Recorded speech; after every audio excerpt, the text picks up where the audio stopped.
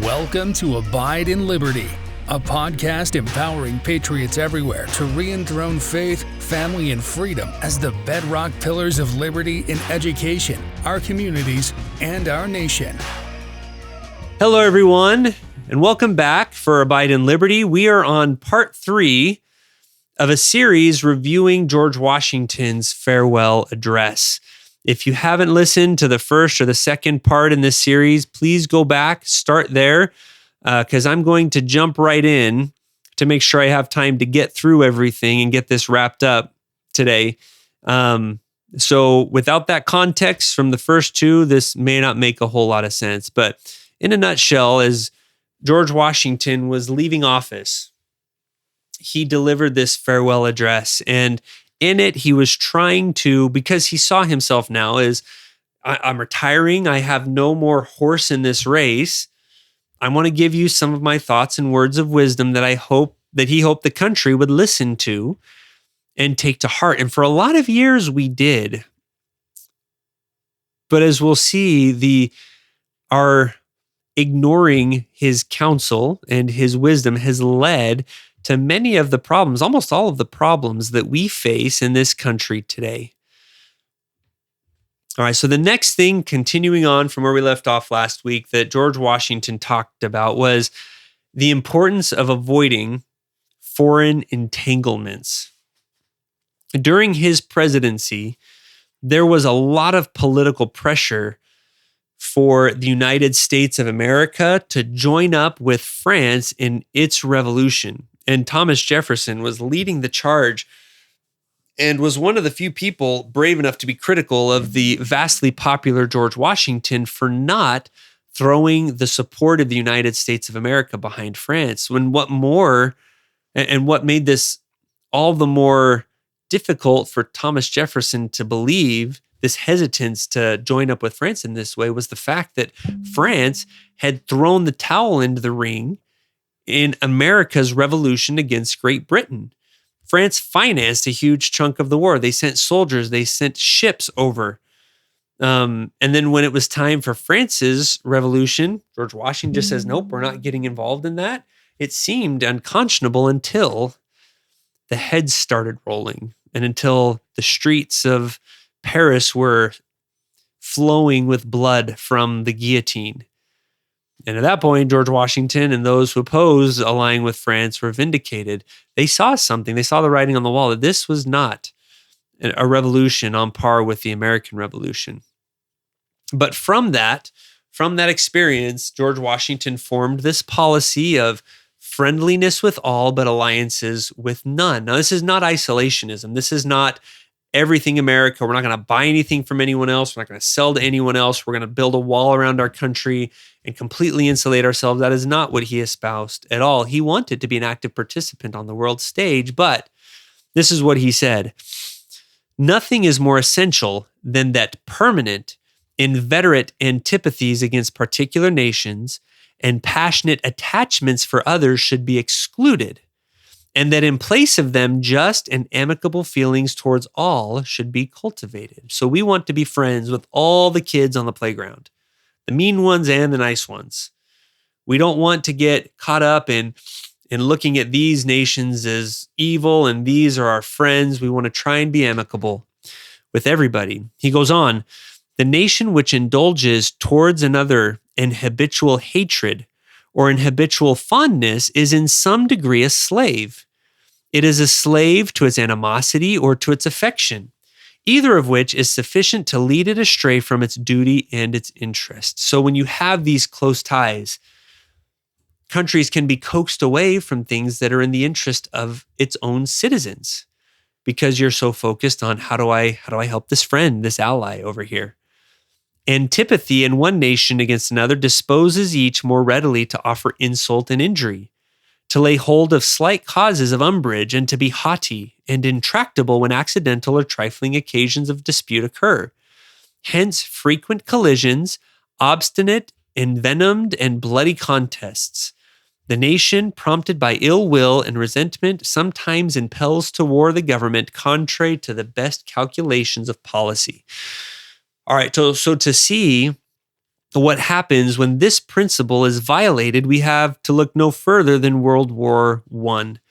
Now, this wasn't something necessarily that the United States of America violated, but the cause of World War I was, this war really started with two small nations where one assassinated the prince of the other, and they go to war. They get upset about this. They start fighting each other. Well, country A and country B, who started this, each of them had allies, and those allies had allies, and there was this complex web of alliances. And there were some that, when this web expanded, countries were left with alliances to the friend of the friend of the friend of country A, but also was allied with the ally of the ally of the ally of country A, and had to choose which one do I actually. It was just a very complicated mess.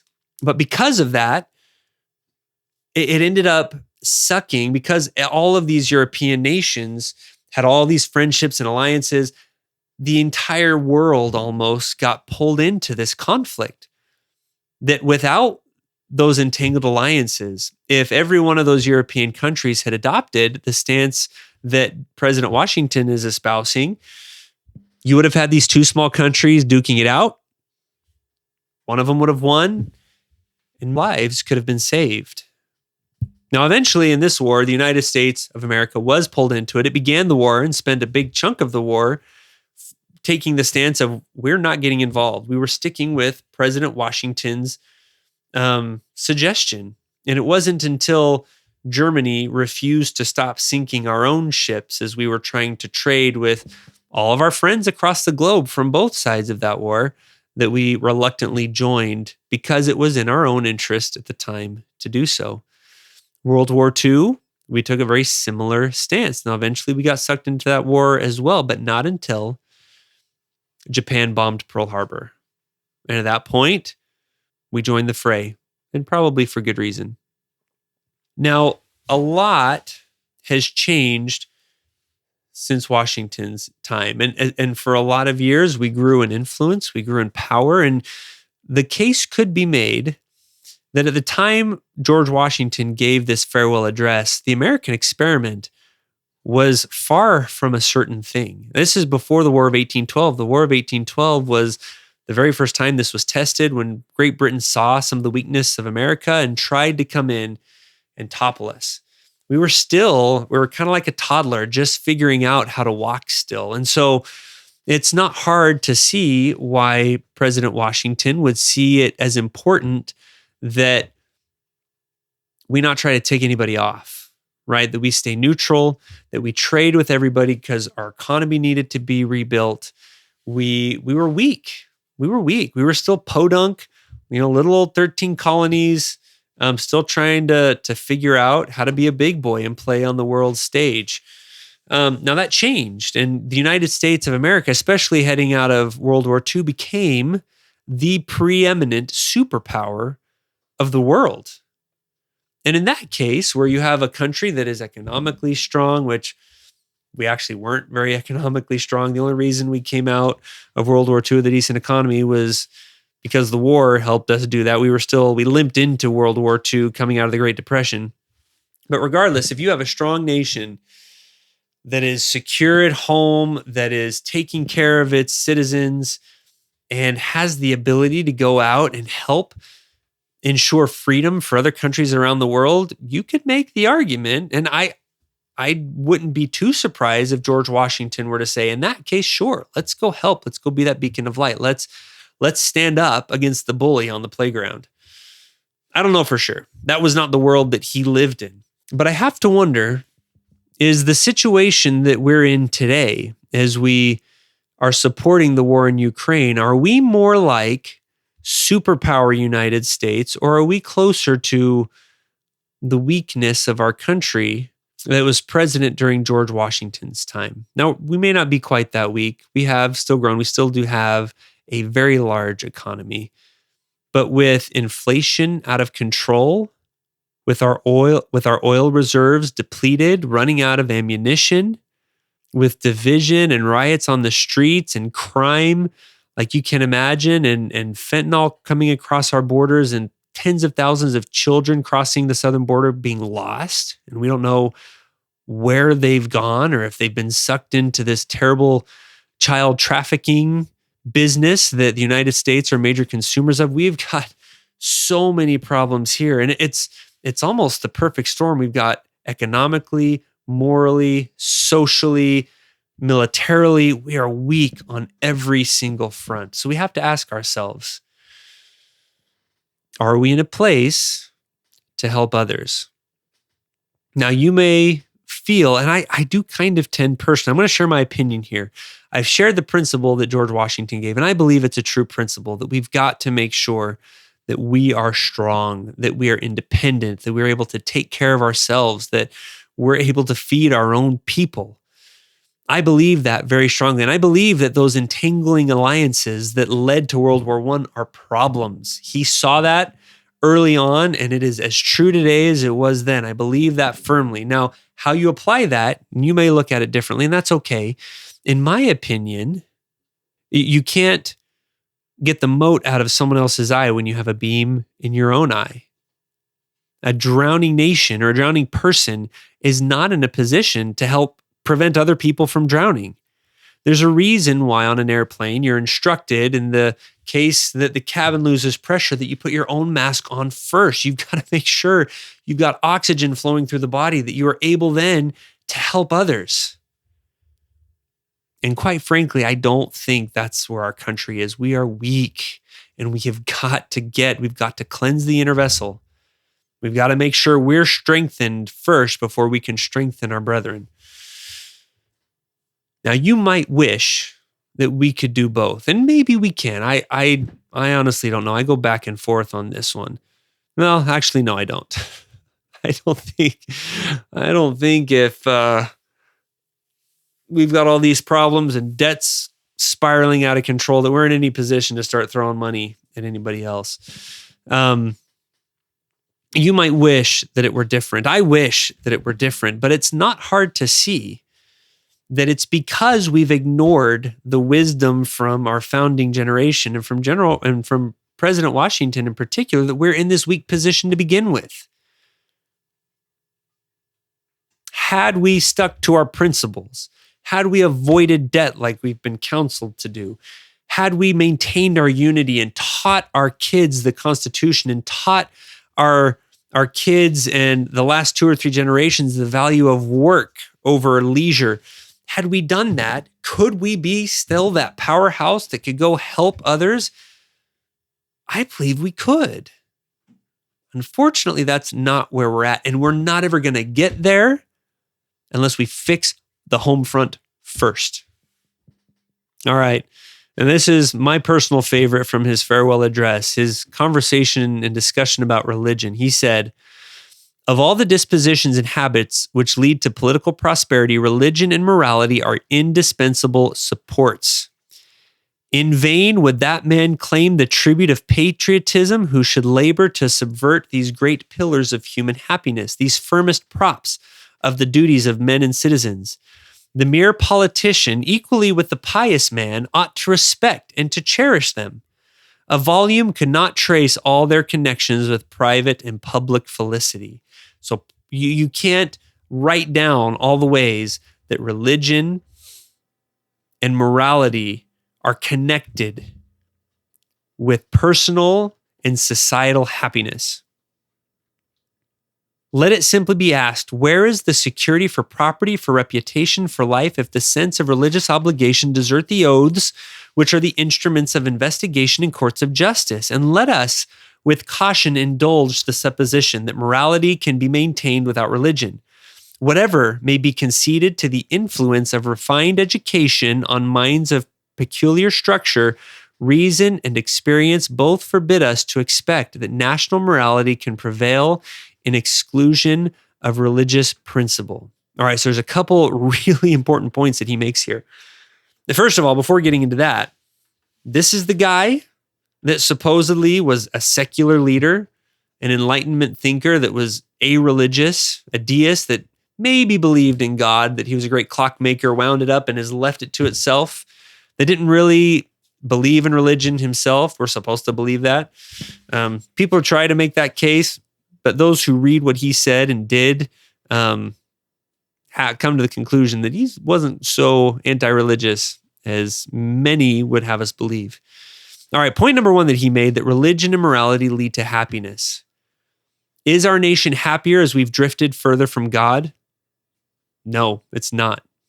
Point number two, if there's no religious element to oaths, then what meaning do they have? As politicians have distanced themselves from God, have they become more trustworthy? Remember, the Constitution was ratified on a pinky promise that the first act of Congress would be to create a Bill of Rights. The oath, the promise that they gave to do that meant something, because everybody knew that every single one of those politicians knew that they would be held accountable before God at the day of judgment if they did not fulfill that promise. And that gave people not only the motivation to complete their promises, but it gave those who relied on their promises confidence that they would fulfill their promises, because no one wants to go to hell. And the question I have for you is, as these politicians have distanced themselves from God, do we trust the promises that our politicians make the same way that those early Americans trusted the promise of that first Congress to establish a Bill of Rights? I don't think so. We can't even trust them to... Oh, it's so sad. So sad. I mean, everything a politician says, it's almost, the word politician has become synonymous with dishonest. That is a sad, sad story. Point number three, he says you cannot have morality without religion. Now, this is a general principle. This is not meant to say that every religious person is completely moral and every atheist is an immorally depraved person. You can have immoral religious individuals, and you can have moral atheists. But as a general rule, when a nation is religious, you have widespread morality and self-control. When a nation is irreligious, like this country is becoming, and divorced from its principles and values, it degenerates in corruption and consumes itself because its people act in complete self-interest and selfishness. Without the concept of eternal punishment or reward for one's actions here on earth, and it becomes every man for himself. Humans become mere animals, and anything is permissible so long as it feels good and satisfies urges. And what we get is the abandonment of all self-control, which leads to countless broken homes, countless broken hearts, horrible addiction, and the decay of the family and with society at large. As religion has become less and less popular, Washington's prediction that morality would go the way of the dodo has been affirmed. And the combined misery of this nation that has resulted from an abandonment of those morals and values and principles is absolutely staggering. Now, George Washington also had something to tell us about debt that we have done a fantastic job of ignoring.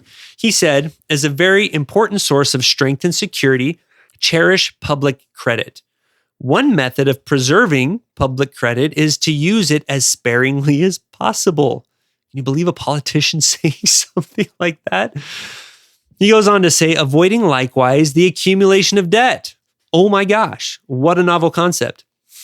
Not only by shunning occasions of expense, but by vigorous exertions in time of peace to discharge the debts which unavoidable wars may have occasioned, not ungenerously throwing upon posterity the burden which we ourselves ought to bear.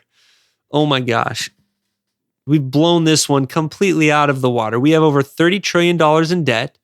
That's about $250,000 per taxpayer, and that number keeps on climbing.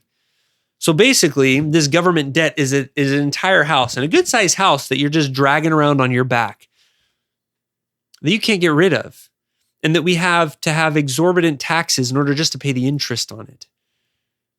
This is a boat anchor to the productivity of this country.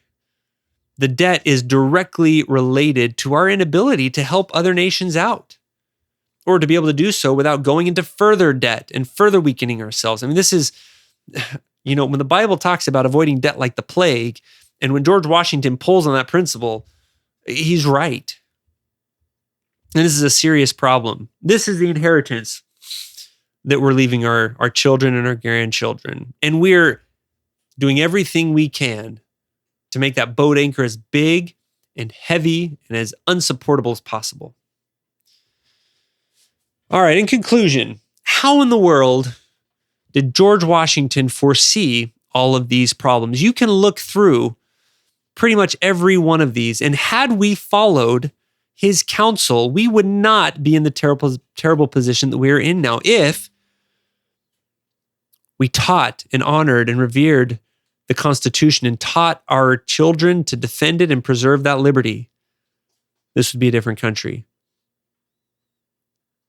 If we avoided the spirit of party and elected our leaders on the basis of the soundness of their thinking, the uprightness of their character, and their ability to lead out in righteousness, this would be a different country.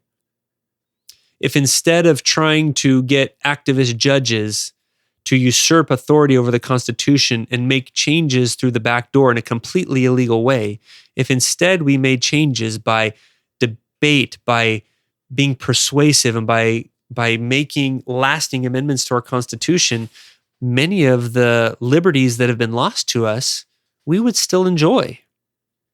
If we avoided foreign entanglements, if we cultivated strength at home, and were friendly to all and led by example, this would be a different country. If we relied on religion as the indispensable support and foundation of this country, this would be a very different place. If we avoided debt, man, if we had managed to pay off all of our debt after World War II and had built an emergency fund instead of an enormous burden of debt, how different of a position would we be in today? What kind of prosperity could this country have achieved if instead of building our economy on debt, we had built it on equity? If we operated on principles of no debt whatsoever? And if we weren't having to pay for this mountain of debt through higher taxes, how much debt could we ourselves pay off? And if we practice that principle in our lives, can you imagine a country full of citizens doing that? It's a temptation to think that today's problems are new and unique. How did George Washington know to watch out for all of these things?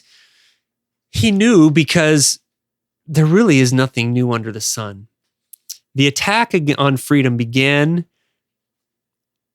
before this world was created, when Satan tried to overthrow the agency of man and was cast down and cast out as the devil. And since then, he has fought against freedom and free agency everywhere that he's found it. And he's found a handful of really good tools that, when brought to bear against any nation, has crippled it every single time. And George Washington is a student of history, and us, if we actually taught history anymore, can see what happens plain as day. It has happened over and over throughout history. And that's how he knew. He didn't have some magic crystal ball, but he did have the ability to look backwards and see what had happened to prior countries and just trust that if we followed the same pattern, we would repeat history. This is not complicated. We try to make things complicated. We love complication, but it's really quite simple. When you work in harmony with eternal principles, there's peace and prosperity. When you go against them, chaos, death, starvation, and misery are the result, no matter how good your intentions are. And no matter how much you really, really, really want it to work this time. As we head into the next election cycle, and these debates are already started, I talked about this summit, and already there's talk about who's going to, be the Democrat forerunner. I hope we can step back from party. I hope that we can learn principles of freedom and then advance those who are espousing those principles, no matter how popular they are, no matter how much we liked them last time around or didn't like them last time around. I hope we can look past all that, look past the party, look past the facade, look past the petty bickering and vote America first, vote virtue first, vote principles first, and vote for those based on who is on God's team, who is on team truth and team right. There simply is no other way to reclaim this country and regain the freedoms that we've lost. Thank you for listening to Abide in Liberty. Make sure you subscribe so you don't miss any future episodes, and share this with friends and family. In the meantime, keep up with the show online at abideinliberty.com. Also, if you'd like to help our K-12 bless and educate more families, contact us by visiting libertyyouthacademy.org. Until next time, be on the alert, stand firm in the faith, and be strong.